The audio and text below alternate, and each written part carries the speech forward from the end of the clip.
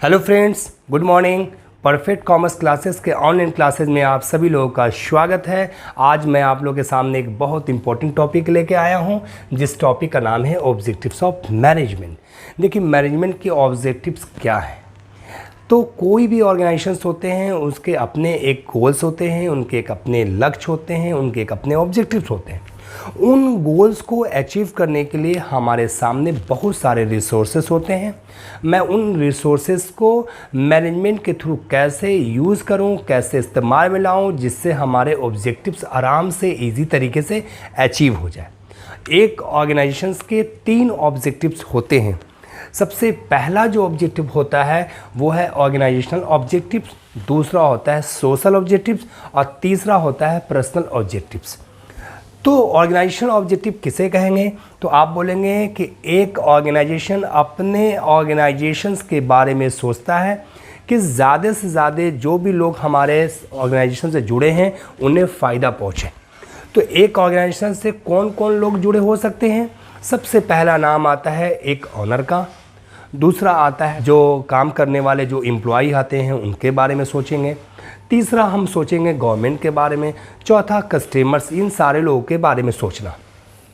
और इसके साथ हम ये सोचेंगे कि अपने ऑर्गेनाइजेशन को ज़्यादा टाइम तक हम कैसे सरवाइव करें, दूसरा हमारे ऑर्गेनाइजेशन को ज़्यादा से ज़्यादा फ़ायदा कैसे होगा, और तीसरा है कि हम अपने ऑर्गेनाइजेशन को कैसे ग्रोथ कराएं, कैसे हम और ग्रोथ कराएं और आगे बढ़ाएं। इसके बाद दूसरा होता है सोशल ऑब्जेक्टिव। सोशल ऑब्जेक्टिव का मतलब क्या होता है कि एक ऑर्गेनाइजेशन हमारे समाज में ही स्थापित होता है, सोसाइटी में ही स्थापित होता है, तो मेरा फ़र्ज़ बनता है कि उस समाज के लिए, उस सोसाइटी के लिए भी कुछ सोचते हैं, उसको बोलते हैं सोशल ऑब्जेक्टिव्स। तीसरा होता है पर्सनल ऑब्जेक्टिव।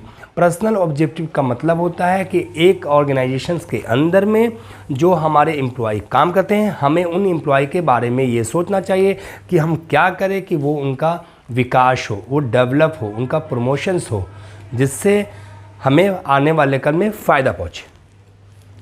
अब मैं आपको इंडिविजुअली अलग अलग पढ़ाने वाला हूँ। सबसे पहला जो पढ़ाने जा रहा हूँ वो है ऑर्गेनाइजेशनल ऑब्जेक्टिव्स। देखिए, ऑर्गेनाइजेशनल ऑब्जेक्टिव्स का मतलब है कि the main purpose of any organisation is to utilise human and material resources to maximum possible advantage. मतलब है कि एक ऑर्गेनाइजेशन का मेन पर्पस होता है कि उसके पास जो भी रिसोर्सेस हैं, ह्यूमन रिसोर्सेस हों चाहे मटेरियल रिसोर्सेस हों, वो ज़्यादा से ज़्यादा उन चीज़ों का फ़ायदा उठाए। और कहता है कि to fulfil its economic objective, जिससे अपने इकोनॉमिक ऑब्जेक्टिव को वो पूरा कर सके। तो इकोनॉमिक ऑब्जेक्टिव को पूरा करने के लिए उनके पास 3 चीज़ होती हैं। सबसे पहले सर्वाइवल करेंगे, दूसरा वो प्रॉफिट कमाएंगे और तीसरा होता है ग्रोथ। आइए हम तीनों चीज़ को अलग अलग तरीके से हम यहाँ पे डिस्कस करते हैं। सबसे पहला आता है सर्वाइवल। सर्वाइवल का मतलब क्या है कि एक कंपनी को चाहिए कि सबसे पहले अपने आप को सर्वाइव करे। सबसे पहले क्या करे? सर्वाइव करे। लिखता है कि The basic objectives of any business is survive and exist in the competitive market for a long period of time, and it is possible only when it is able to cover cost of operation। इसका मतलब क्या है कि एक basic objective होता है एक organisation का कि हम अपने बिजनेस को लंबे समय तक सरवाइव कर सकें, क्योंकि आज का मार्केट कॉम्पिटिटिव मार्केट है और इस कॉम्पिटिटिव मार्केट में एक कंपनी चाहेगी कि हम दूसरे कंपनी से आगे हो जाएं। तो सबसे पहले अगर मार्केट में आप इंटर कर रहे हैं तो सबसे पहले आप अपनी कंपनी को पहले पोजीशन में लाएं। पोजीशन का मतलब क्या है कि एक ही प्रोडक्ट को बनाने वाले कई लोग हो सकते हैं, तो इसका मतलब ये नहीं है कि आप बेस्ट हैं, क्योंकि वो जो प्रोडक्ट आप बना रहे हैं वो प्रोडक्ट कोई और भी पहले से बनाते आ रहा है, तो मार्केट में शेयर्स उसका है। आप चाहें कि पहले आप मार्केट में अपनी हिस्सेदारी बनाएं। जैसे एग्जांपल मैं आपको देना चाहूँगा, जैसे एक कंपनी है वो बिस्किट बना रही है जिसमें नाम है ब्रिटानिया, जिसमें नाम है पार्ले, जिसमें नाम है बिस्क फार्म, और हमारी कंपनी भी बिस्किट बना रही है।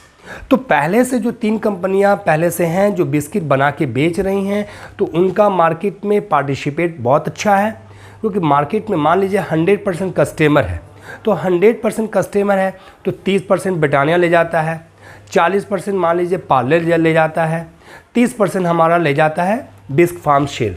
तो अगर आप मार्केट में इंटर कर रहे हैं तो ये सबसे पहले ये जानिए कि हम क्या करें जिससे मार्केट में हमारा पोजीशन बने। पोजीशन, अभी हम प्रॉफिट के बारे में नहीं सोचेंगे, पहले अपनी पोजीशन बनाना चाहेंगे। पोजीशन का मतलब ये हुआ कि हम अपने कंपनी का जो सेल है हम सेल करें, प्रॉफिट की बात ना करें। हमारी कोशिश होगी कि जो भी हम माल बेचें मेरा कॉस्ट केवल आ जाए, कॉस्ट आ जाए, लॉस नहीं हो, यानी break even points. Break even point एक ऐसा बिंदु है, एक ऐसा पॉइंट है जहाँ पे कंपनी को ना फ़ायदा होता है ना लॉस। तो हम मान लीजिए कोई मार्कर ही बना रहे हैं, तो मार्कर बनाया, उस मार्कर की कीमत आई, हमारा प्राइस आया 100 रुपया। तो हमारी कोशिश होगी कि ये मार्कर हमारा सेल हो जाए, भले फ़ायदा नहीं हो, कम से कम कॉस्ट हमारा जो है रिकवर हो जाए, कवर हो जाए कॉस्ट। ये हमारा होता है सर्वाइव। दूसरा हमारे सामने आता है पॉइंट, उसका नाम है प्रॉफिट। हाँ, अब दूसरा जो हमारे सामने इंपॉर्टेंट पॉइंट है वो प्रॉफिट है। The most important objectives of every organisation is earning adequate amount of profit. Profit is essential for a survival, growth and expansion of a business. Profit is the rewards is given to businessman for bearing risk. इसका मतलब क्या है कि the most important objective of every organization, एक organisation के लिए सबसे important point होता है उसका प्रॉफिट। अगर आप प्रॉफिट कमाएंगे तभी अपने बिजनेस को आप ग्रोथ कर पाएंगे, तभी अपने बिजनेस को आप एक्सपेंशन कर पाएंगे। एक्सपेंशन करने के लिए या सर्वाइवल करने के लिए आपको प्रॉफिट कमाना ज़रूरी है। अगर बिज़नेस में आप लॉस करते रहेंगे तो बिज़नेस आपका लंबे टाइम तक तो सर्वाइव नहीं कर पाएगा। सर्वाइव करने के लिए या ग्रोथ करने के लिए सबसे पहले आपको प्रॉफिट कमाना चाहिए। जब आप प्रॉफिट कमाएंगे तभी आप सर्वाइव भी कर पाएंगे और साथ में आप अपने बिजनेस को एक्सपेंशन कर पाएंगे। लिखता है profit is the reward is given to businessman. एक बिजनेसमैन को रिवार्ड यानी एक अवार्ड दिया जाता है, वो रिवार्ड या अवार्ड उसका प्रॉफिट कहलाएगा। किस चीज़ के बदले में? रिस्क बेयरिंग के बदले में। सबसे पहले एक बिजनेसमैन बिजनेस में रिस्क लेता है, रिस्क लेता है तो उस रिस्क के बदले में जो उसे प्रॉफिट मिलता है उस प्रॉफिट को हम उसका रिवार्ड्स कहेंगे या उसे हम अवार्ड भी कहेंगे। तीसरा पॉइंट हमारे सामने है वो है ग्रोथ। देखिए ग्रोथ का मतलब क्या होता है? विकास, development. Every business organisation want to grow and expanded their activity. हर ऑर्गेनाइजेशन ये चाहेगी कि मैं अपने बिजनेस को ग्रोथ करूं। ग्रोथ का मतलब क्या है कि एक फैक्ट्री है, हम चाहेंगे दूसरी फैक्ट्री हो जाए, तीसरी फैक्ट्री हो जाए, चौथी फैक्ट्री हो जाए, ये हमेशा चाहेंगे। The success of any organization is measured by the growth rate in the measure in terms of sale। कह रहा है कि एक ऑर्गेनाइजेशन सक्सेस कब कहलाएगा? जब उसके ग्रोथ होंगे। जब ग्रोथ होगा तो उसकी मेज़र हम कैसे कर पाएंगे? अगर आप सेल बहुत ज़्यादा करने लगें तो हम कह सकते हैं कि आपके ऑर्गेनाइजेशन का ग्रोथ हो रहा है, या नंबर ऑफ़ ब्रांचेस बढ़ने लगे, नंबर ऑफ़ एम्प्लॉय बढ़ने लगे। जैसे हमारे कंपनी के अंदर में पहले 500 एम्प्लॉय काम करते थे, अब वो एम्प्लॉय बढ़ गए 1000 हो गए या 2000 हो गए। तो एम्प्लॉय बढ़ने का मतलब क्या है कि आपने प्रोडक्शन भी बढ़ाया होगा। प्रोडक्शन बढ़ाने के लिए आपने मशीन भी लाया होगा, तो इसका मतलब कि आपकी कंपनी का विकास हो रहा है। या आप नंबर ऑफ़ ब्रांचेस बढ़ा दें, जैसे आप पहले एक जगह बेचते थे, अब आप 2-3 जगह और फैक्ट्री खोल लिए, 2-3 जगह और इंडस्ट्री लगा दिया, तो इसका मतलब कि आपका विकास होने लगा। ये सारी चीज़ें होती हैं। इसके बाद पॉइंट नंबर 2 हमारे सामने है, वो है सोशल ऑब्जेक्टिव्स। देखिए सोशल ऑब्जेक्टिव का मतलब क्या होता है कि an organisation is the established in a society. एक ऑर्गेनाइजेशन हमारे सोसाइटी में स्थापित होता है, runs through the resources made available by the society. हमें कोई भी प्रोडक्ट बनाने के लिए जो भी रिसोर्सेज मिलते हैं, वो रिसोर्सेज ह्यूमन रिसोर्सेज हो या वो रिसोर्सेज हमारा फिजिकल रिसोर्सेज हो, वो सारे रिसोर्सेज हमें कहाँ से मिलते हैं?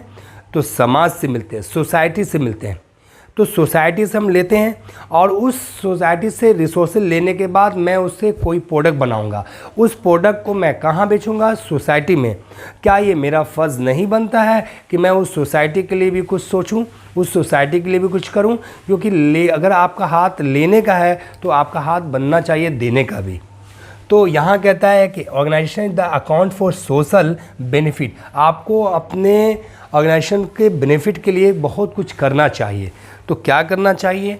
देखिए, सबसे पहले आता है supply of quality goods as a reasonable price. इसका मतलब हुआ कि आप कोई भी प्रोडक्ट को बनाएं, वो प्रोडक्ट क्वालिटी ऑफ गुड्स होना चाहिए और उसका प्राइस भी रिजनेबल यानी सस्ता होना चाहिए। यानी आप प्रोडक्ट बनाएं, आप अपने प्रोडक्ट बनाने के बाद समाज को, सोसाइटी को सस्ते दामों में अच्छा प्रोडक्ट देने की बात करें। देखिए, सस्ता प्रोडक्ट तो कोई भी दे सकता है, लेकिन आपको सस्ता भी देना है और क्वालिटी बेस होना चाहिए। दूसरा पॉइंट हमारे सामने है generation of employment of opportunity, यानी रोज़गार का अवसर प्रदान करना। आपके जब ऑर्गेनाइजेशन बढ़े होंगे तो आप लोगों को रोज़गार देंगे। जब लोगों को रोज़गार देंगे तो लोगों को एक अपॉर्चुनिटी है, लोगों को इससे बेनिफिट मिलेगा। तीसरा पॉइंट है यहाँ पे prevent environment pollution, prevent adulteration. इसका मतलब क्या है कि आपको इन्वायरमेंट को पोल्यूशन नहीं करना है, पोल्यूशन होने से रोकना है। साथ में प्रिवेंट एडल्ट्रेशन, इसका मतलब क्या है कि आप कोई भी प्रोडक्ट बनाएं उसमें मिलावट नहीं करें। अगर आप मिलावट करेंगे तो समाज के लोगों पर उसका गलत इम्पैक्ट जाएगा, गलत प्रभाव जाएगा, क्योंकि हम एक समाज में रहते हैं, सोसाइटी में रहते हैं। कोई भी प्रोडक्ट हमारा समाज में ही बिकता है और समाज के लोगों को अगर हम गलत सामान देंगे तो समाज के लोग हमसे सामान नहीं लेंगे। क्या हम आगे ग्रोथ कर पाएंगे? नहीं कर पाएंगे। इसलिए आपकी कोशिश होनी चाहिए कि जो भी अडल्ट्रेशन है, मिलावट है, नहीं करना चाहिए। देखिए, बहुत सारी दुकान ऐसी हैं जहाँ पे बहुत सारी चीज़ को मिलाते हैं। जैसे हम पनीर खरीदने जाते हैं तो पनीर के अंदर क्या है ना कि पनीर तो दूध से बनना चाहिए, दूध से ही बनता है। उस दूध के अंदर बहुत सारे पाउडर मिला देते हैं और पाउडर मिला करके वो पनीर मिलते हैं, तो पनीर हम लोग खाते हैं जो कि उसका सही हम लोगों को इम्पैक्ट हमारे हेल्थ पे नहीं पड़ता। पॉइंट नंबर 4 है जनरेशन ऑफ इकोनॉमिक वेल्थ। देखिए, जनरेशन ऑफ इकोनॉमिक वेल्थ का मतलब क्या हुआ कि आप लोगों को रोज़गार देंगे। जब लोगों को रोज़गार देंगे आप, तो लोगों को सैलरी मिलेगा, और जब सैलरी मिलेगा तो कुछ सैलरी वो खर्च करेंगे और कुछ सैलरी को बचाएंगे। बचा के वो पैसा अपना इन्वेस्ट करेंगे या मकान लेंगे या घर लेंगे या कुछ और खरीदेंगे। तो ये क्या होगा? इकोनॉमिक वेल्थ बढ़ेगा। हमें ये भी करना चाहिए। पॉइंट नंबर 5 है फाइनेंशियल सपोर्ट टू कम्युनिटी। कुछ कम्युनिटी ऐसा है जो पिछड़ा है, जो गरीब है, हमें उनकी मदद फाइनेंशियल से करनी चाहिए। बहुत सारे कम्युनिटी ऐसे हैं जो मान लीजिए समाज में पड़े हुए हैं, उनको कोई पूछता नहीं है। तो आपका फ़र्ज़ बनता है कि आपने जो पैसा कमाया है उस पैसे में से कुछ फाइनेंशियल सपोर्ट करें उन कम्युनिटी को जो पिछड़े हैं। जैसे हैंडीक्राफ्ट का कम्युनिटी है या कुछ लोग गूंगे टाइप के लोग हैं, उन्हें चैरिटेबल रूप में आप उन्हें मदद करें। पॉइंट नंबर 6 है using environmental friendly method of production. आप जो भी प्रोडक्शन करें वो कैसा करें? फ्रेंडली मेथड होना चाहिए। फ्रेंडली मेथड से आप प्रोडक्शन करें, यानी आप उसमें केमिकल का ज़्यादा इस्तेमाल ना करें। आप कोई ऐसा केमिकल यूज़ ना करें जिससे समाज के लोगों को या अगल बगल के लोगों को उसका गलत प्रभाव जाए। बहुत सारे लोग क्या करते हैं, फैक्ट्री खोलते हैं और जब वो प्रोडक्ट बनाते हैं तो उसके जो वेस्टेज होते हैं उस वेस्टेज को उठा के रोड पर फेंक देते हैं, नाली में बहवा देते हैं। उससे क्या होता है कि हमारे समाज के ऊपर में उसका गलत प्रभाव पड़ता है, जो कि ये नहीं करना चाहिए। पॉइंट नंबर 7 है participating actively in the social services project of governments and NGOs। यानी आपको पार्टिसिपेट करना चाहिए। पार्टिसिपेट क्या करना चाहिए? सोशल सर्विस में या आप गवर्नमेंट या NGOs के रूप में। अगर आप समाज के लिए कुछ करना चाहते हैं तो आप अपने इनकम का, अपने प्रॉफिट का कुछ पार्ट आप NGOs के रूप में या गवर्नमेंट के बहुत सारे प्रोजेक्ट है उसमें आप खर्च कर सकते हैं। देखिए, टाटा एक कंपनी है, टाटा भी अपने यहाँ बहुत सारे हॉस्पिटल खोले हैं, उसमें उसने NGOs के रूप में उसमें बहुत सारा हेल्प करता है। या रिलायंस कंपनी है या आदित्य बिरला कंपनी है, बहुत सारी कंपनियां हैं जो NGOs या गवर्नमेंट के बहुत सारे प्रोजेक्ट में वो हेल्प करती हैं। हमें ये करना चाहिए। पॉइंट नंबर 8 है generation of employments of opportunities to weaker section of society. हमारे समाज के अंदर में कुछ ऐसे लोग हैं जो काफ़ी वीकर हैं, काफ़ी कमज़ोर हैं, काफ़ी पिछड़े लोग हैं। हमें उनको भी डेवलप करने का काम करना चाहिए। जैसे गवर्नमेंट क्या करती है, जो सोसाइटी में जो सबसे वीकर होते हैं, कमज़ोर होते हैं, जैसे एससी हैं, एसटी हैं या कुछ हैंडीक्राफ्ट लोग हैं, उनके लिए सरकार अलग से रिजर्वेशन निकाला है जिनको उनको सरकार नौकरी देती है। उसी तरीके से हमें भी इन लोगों पर ध्यान देना चाहिए।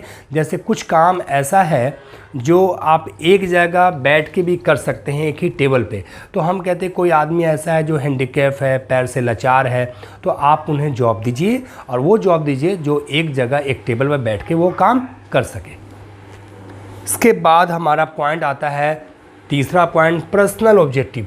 देखिए पर्सनल ऑब्जेक्टिव को हम इंडिविजुअल ऑब्जेक्टिव भी कह सकते हैं, ह्यूमन ऑब्जेक्टिव भी कह सकते हैं। लिखता है कि personal objectives are related to the employ of the organisation. एक ऑर्गेनाइजेशन से जुड़े जितने लोग हैं जो हमारे एम्प्लॉय काम करते हैं वो पर्सनल ऑब्जेक्टिव के तहत आएंगे। As employees are most important resources of every organization and satisfied and motivated employees contribute the maximum for the organizations. Personal objectives include the following. मतलब ये हुआ कि एक ऑर्गेनाइजेशन के अंदर में जो भी हमारे एम्प्लॉय काम करते हैं वो एम्प्लॉय सारे रिसोर्स में सबसे इम्पोर्टेंट होते हैं। उन्हें हमें मोटिवेट करना चाहिए जिसके माध्यम से हम ज़्यादा से ज़्यादा प्रॉफिट कमाएं। उसमें सबसे पहला आता है points, competitive salary to fulfil financial need of employ. इस कॉम्पिटिटिव ज़माने में हमें अपने एम्प्लॉय को सैलरी इतनी देनी चाहिए जिससे उसके financial need, basic need fulfil हो जाए। देखिए आज महंगाई बढ़ रही है और महंगाई के इस दौर में आप अपने एम्प्लॉय को सैलरी कम देंगे तो उनके जो बेसिक नीड्स हैं या फाइनेंशियल नीड है वो पूरे नहीं होंगे, और जब पूरे नहीं होंगे तो सिंपल सी बात है कि वो दिल से काम आपकी संस्था में नहीं करेंगे। तो हमें चाहिए कि हमें उनके बेसिक नीड को ध्यान में रखते हुए उन्हें सैलरी देना चाहिए। दूसरा पॉइंट है to provide opportunity for promotion and development. हमें समय समय पे उनके काम को देखते हुए उन्हें प्रमोशन भी देना चाहिए। एक ऑर्गेनाइजेशन के अंदर में काम करने वाले जो भी एम्प्लॉय होते हैं उनको हमेशा उनको काम को देखते हुए अगर वो काम बेहतर कर रहे हैं, अच्छा कर रहे हैं, तो उन्हें डेवलपमेंट करते हुए उन्हें प्रमोशन भी करना चाहिए, जिनसे उनको लगे कि हमारी इज्जत हमारी कंपनी में है। Point number next, to provide training and personal growth. यानी किसी एम्प्लॉय को पर्सनल ग्रोथ करने के लिए आपको उन्हें ट्रेनिंग देनी चाहिए। आप जितना ज़्यादा ट्रेनिंग देंगे उनको वो उतना ज़्यादा स्पेशलाइज्ड उनके पास नॉलेज होगा, और जब स्पेशलाइज्ड नॉलेज होगा तो उस नॉलेज के माध्यम से आप ही कंपनी को ज़्यादा फ़ायदा होगा। पॉइंट नंबर नेक्स्ट है टू प्रोवाइड हेल्दी एटमॉस्फेयर।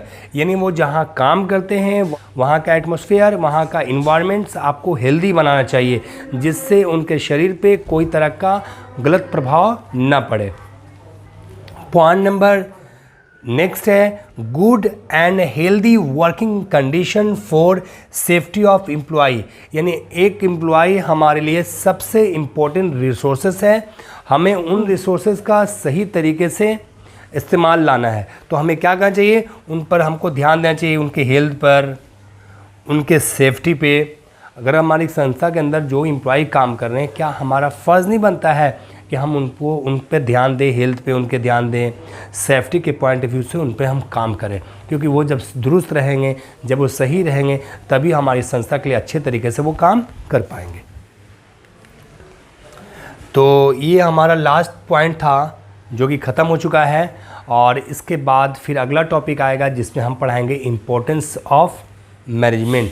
इसलिए आज के लिए इतना ही। Thank you.